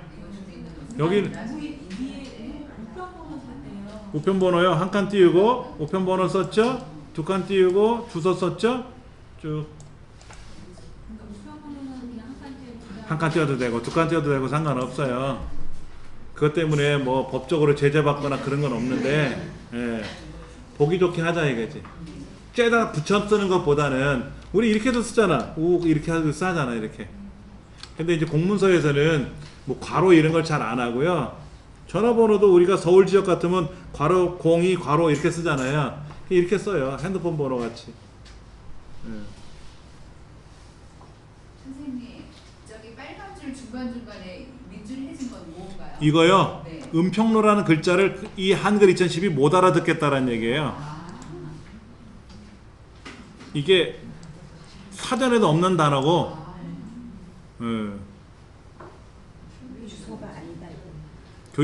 원래 교육하고 한 칸 팀 하면 알아듣는데 교육팀 그러니까 하나는 한글이고 하나는 영어고 막 섞여 있잖아요. 그래서 한글 2010 입장에서는 이제 헷갈리는 거예요. 헷갈리는 거. 그게 헷갈리면 무조건 빨간 줄을 내뱉어요. 여기도 그렇잖아요. 시작점을 찾는, 이것도 시작점이 붙어야 되는데 그냥 입력하다 보니까 떨어진 거지 않습니까? 입력할 때 떨어져 있는 상태로 우리가 입력한 거지. 원 문서가 이렇게 생겼으니까. 그러면 이것도 맞춤법을 맞추셔야 돼요. 프린트하면 빨간 줄. 아니, 인쇄하면 빨간 줄 안 나와요. 화면상에서 보라는 얘기예요. 전혀 그런 거 없습니다. 전혀 그런 거 없어요. 문법이 틀렸다는 건가요? 문법이 틀릴 수도 있고요. 맞춤법 이런 거라든지, 특히 영어 단어 같은 경우는 스펠이 틀리면 무조건 빨간 줄 탁 튀어나와요. 영어 사전에 없는 단어, 이상한 단어를 쓰거나 그러면 그렇게 돼요. 자, 그래서 지금 여기다 제목 썼고 이제 내용을 썼는데 페이지가 넘어갔잖아요. 그렇죠? 페이지가 넘어가면서 여기다 이제 그 굵은 줄을 하나 그려야 될 거 아닙니까? 이게 이제 어려워요, 사실은. 자, 입력에 가시면 여기에 선이 하나 있어요. 선, 직선. 찾으셨어요? 자, 직선을 클릭할 거고요. 여기서부터 여기까지 쭉 그릴 건데 먼저 제 설명을 들으시고 하셔야 돼요. 얘를 마우스로 먼저 누르세요. 눌러서 이렇게 가면 삐딱하니 가죠? 삐딱하니 가잖아요. 왼손으로 Shift 키를 누르세요. 그럼 똑바로 가요. 삐딱하니 못 갑니다. Shift 키를 누르면. 그리고 마우스를 띄세요. 그럼 선이 그려졌어요. 이제 왼손을 띄시면 되고. 근데 너무 얇잖아요. 다시 딜리트 누르면 지워지고요. 자, 직선을 하나 선택할 거고, 요 앞에다 놓고 이제 Shift 클릭하자마자 Shift를 눌러서 쭉 끌고 갈 거란 말이에요. 이렇게. 그 마우스를 띄면 선이 그려졌는데 얇잖아요. 그 상단에 너 도형을 선택했구나 라고 도형 메뉴가 떠요. 알아서. 그럼 거기에 선 종류, 선 굵기, 선 종류가 뭐 한 줄짜리니까 이거 쓰시면 되는데, 굵기가 굵기 뭐 2mm? 2mm면 되겠는데 5mm 너무 두껍고 2mm면 될 것 같아. 2mm. 그 너무 진해. 그럼 선색 옆에 있잖아. 선색 가서 약간 이런 흐릿한 거 있잖아. 회색 같은 거 있잖아. 이런 거 아무거나 찍으세요. 마음에 드는 거. 그러면 됐지. 다시요. 근데 아까 그 화면 수평까지 저절로 맞춰지는 건가요? Shift 키 누르면 15도 각도씩 움직여요. 사실은. 수평이 안 그러니까는 선을 그릴 때 이렇게 그리면 안 되잖아요. 이렇게 그리면 안 되잖아요. 그렇죠? 이거를 똑바로 수평을 유지시켜 줘야 되거든요. 그때 Shift 키를 누르고 그리면 정확하게 그려져요.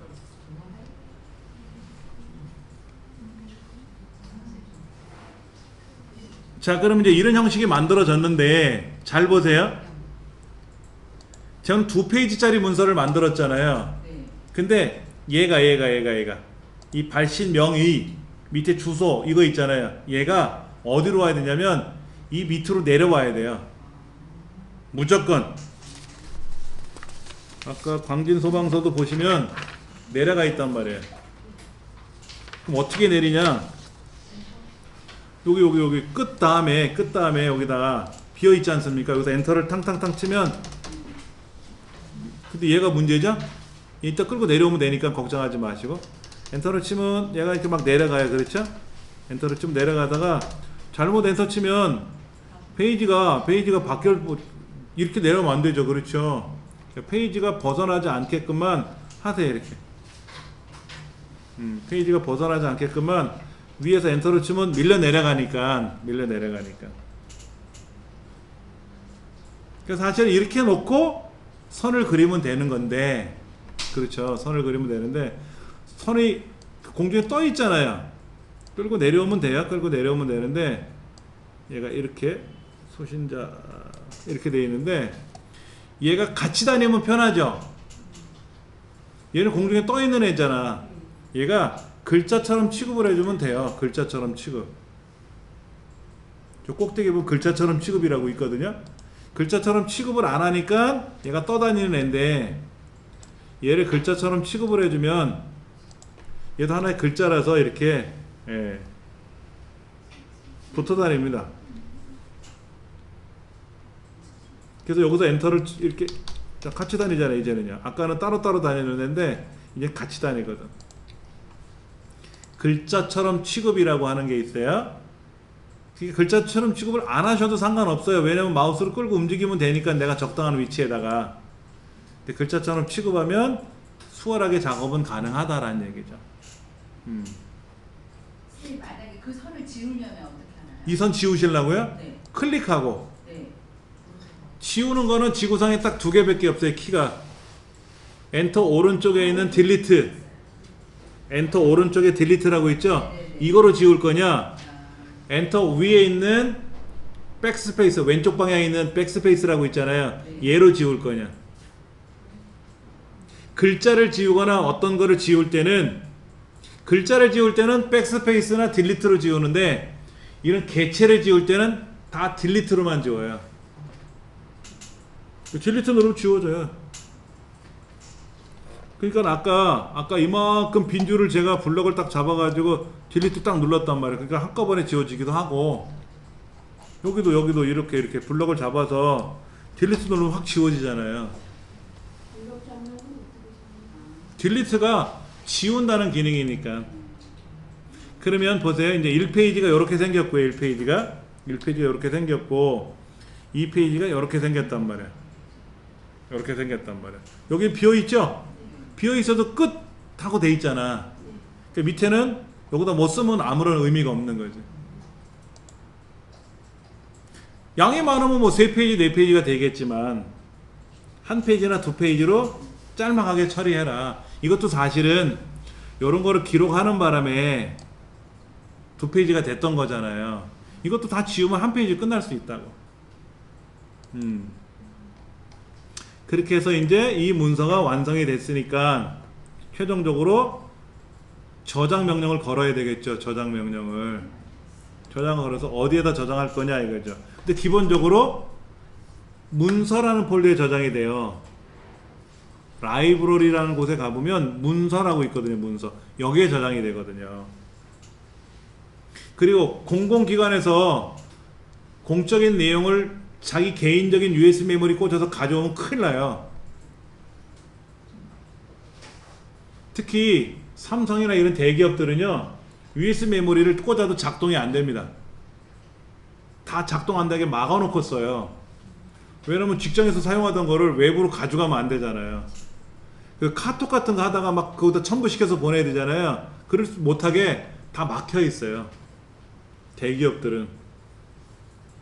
그 시스템들이 그렇게 막혀 있어요. 그러니까 핸드폰도 안 터지는 경우도 있고요. 그러니까 전화는 되는데 인터넷이 안 되게끔 한다든지 막혀 있는 경우가 많습니다.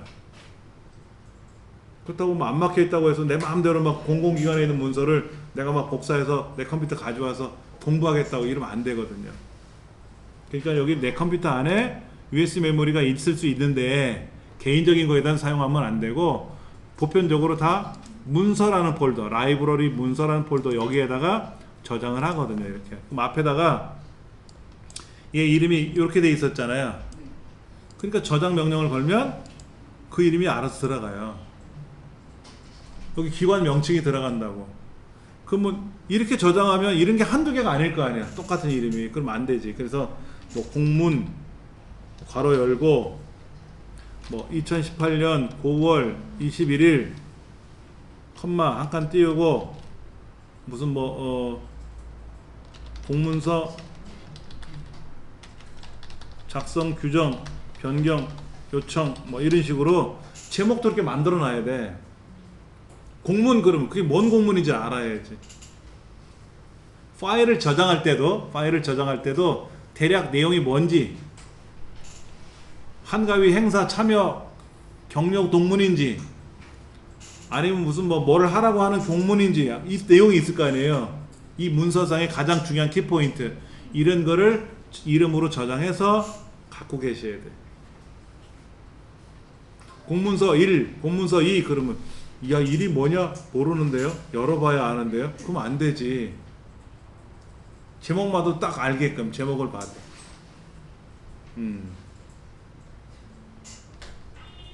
그래서 이제 뭐 저장을 누르면 이제 저 위에 상단에 제목이 바뀌었단 말이에요.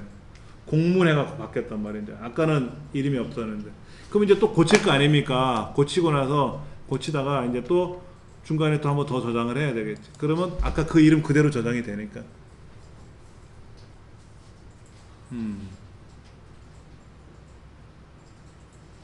그럼 이제 빠져나오면 되겠죠, 그렇죠? 빠져나오면 되죠. 자, 그럼 어디에 있다? 한글 2010 다시 실행하면 이 파일이라는 곳에 가서 여기 있네, 여기 작성한 거 있네. 가장 1번에 가장 최근에 작성한 게 있네. 얘를 클릭하면 열릴 테고, 아니면 내 컴퓨터 창에 가서 문서라는 폴더에 가보면 여기 있네. 작성한 거 있잖아요, 그렇죠? 얘를 더블 클릭해도 열릴 테고. 그렇게 우리가 사용하는 거니까는요, 그렇게 언제든지 저장해서 쓰시면 되는 거예요.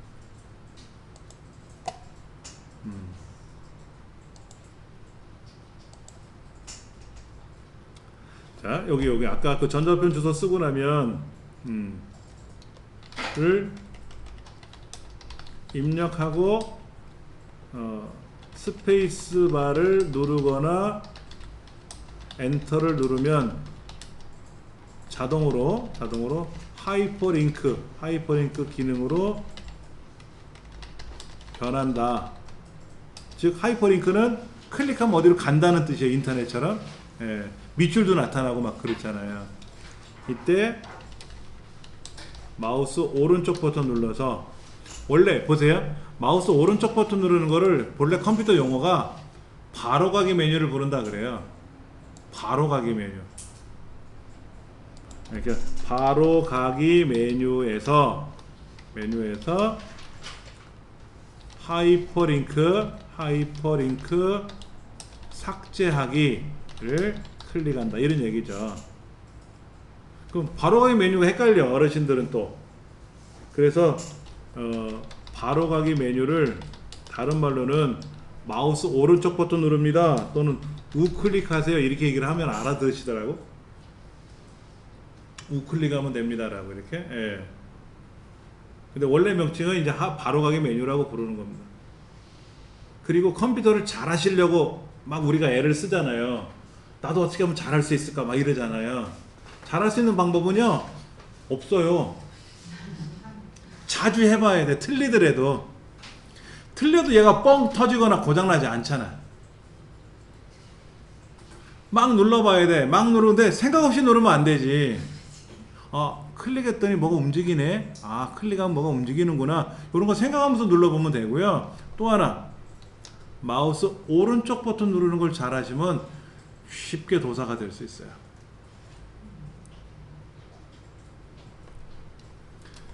여러분들 마우스 동작이 뭐가 있어요? 마우스 동작 클릭, 그렇죠. 또 더블 클릭 있죠.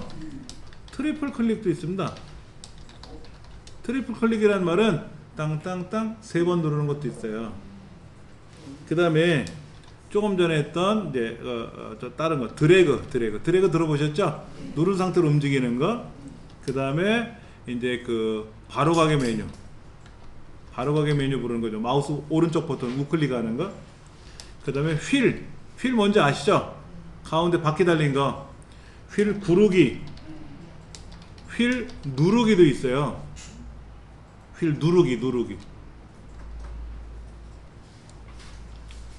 휠을 누른다 그래. 휠을 클릭하는 것처럼 휠 바퀴를 누르기만, 이게 드래그 움직이는 게만 아니라 누를 수도 있어요. 눌러 들어가 이렇게 딱딱딱 들어가요. 예, 그게 인터넷 할 때도 달라지고 뭐 할 때도 달라지고 그러거든요. 여기서 보세요. 여기다 이렇게 하면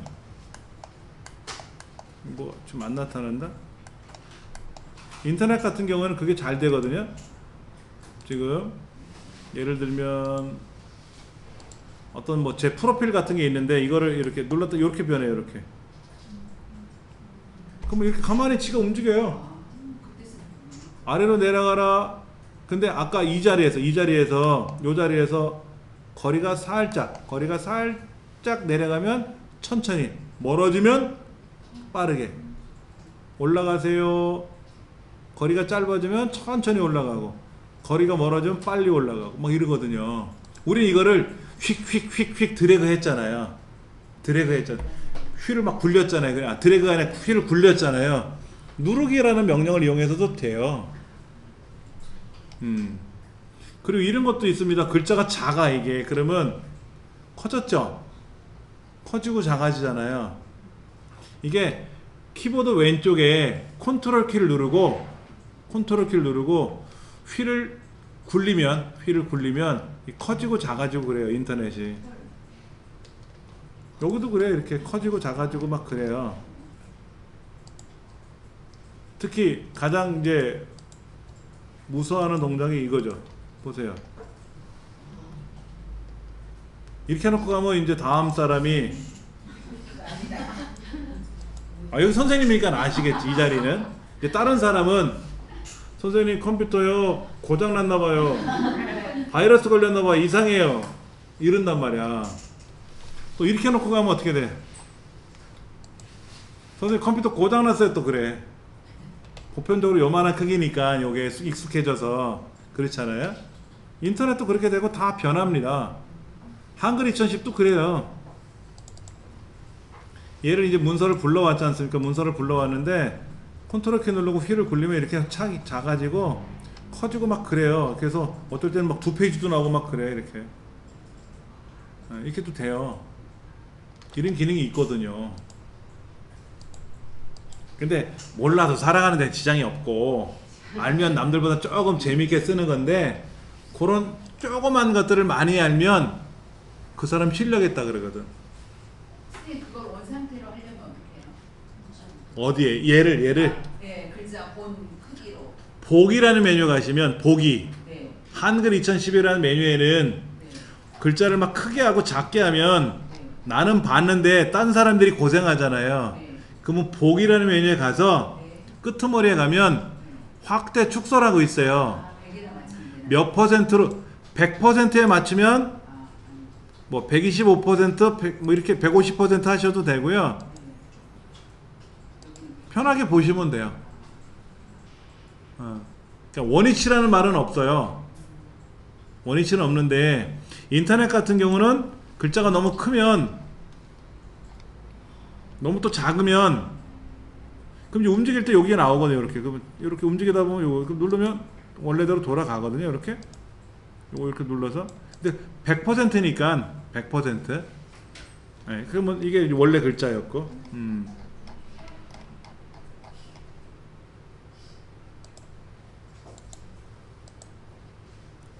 그렇게 해서 여러분들이 이제 문서를 작성하셔가지고 하시면 됩니다. 오늘 강의한 내용은요, 이 메모장뿐만 아니라 제가 이제 임시로 만든 이 문서도 공부방에 그대로 다 올라갈 거예요. 동영상하고 올라갈 거니까는요. 이제 오늘부터 여러분들은 또 아프실 거 아니에요. 바쁘셔야 되겠지만은 아프지 마시고요. 이런 거 주문해 놓으셨어요? 가짜 기부스 이런 거? 그런 거 하나 준비해 놓으셔야 돼요. 다리 다쳤다 그러면 앉아서 일하라고 시키니까 오른팔 다쳤다고 해야 돼. 오른팔 다쳤다. 요즘은 또 예전하고 좀 많이 변해서 그래도 남성분들이 도와주시는 건 있더라고요. 하여튼 명절 잘 지내시고요. 항상 승리하시기 바랍니다. 감사합니다.